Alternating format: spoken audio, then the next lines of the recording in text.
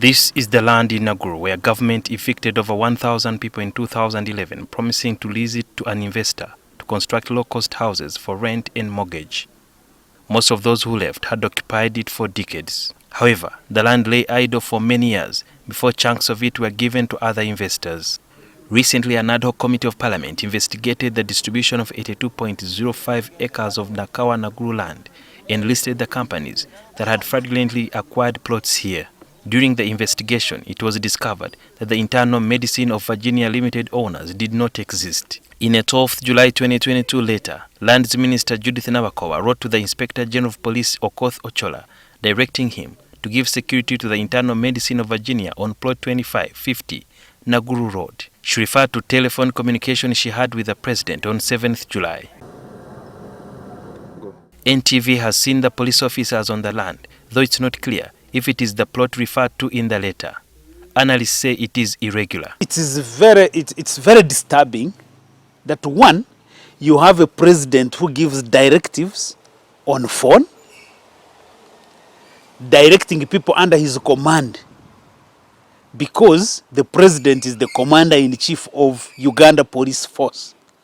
There is no reason why he needs to pass such orders, such directives in the Minister of Lands. President can give a directive from anywhere.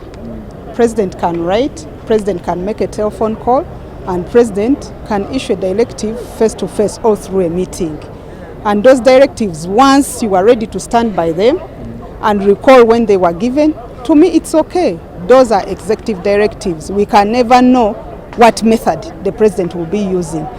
It means these are the institutions of government, including Parliament, is irrelevant.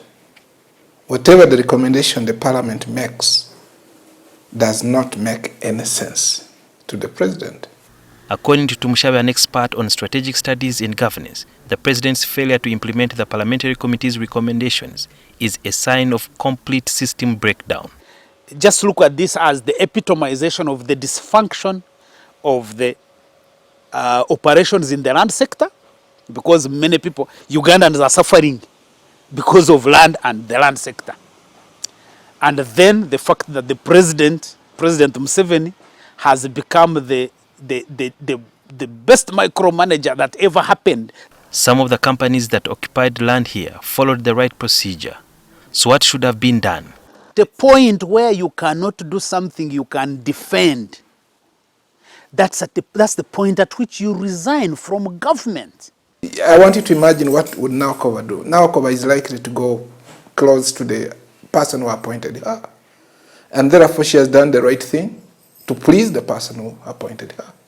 You remember, she is in the first answering. She's answerable to the President, not even the Parliament. For the President to write to the Lands Minister asking her to ask the Inspector General of Police to give security to a company that Parliament already declared that it acquired the land in Naguru illegally, it means that the executive is already interfering with the legislature, yet these two arms of government are supposed to be working independently. And critics are saying that for the ministers who normally get directives from the President that are not in writing, they should remember that there is a legal bearing to whatever actions they take.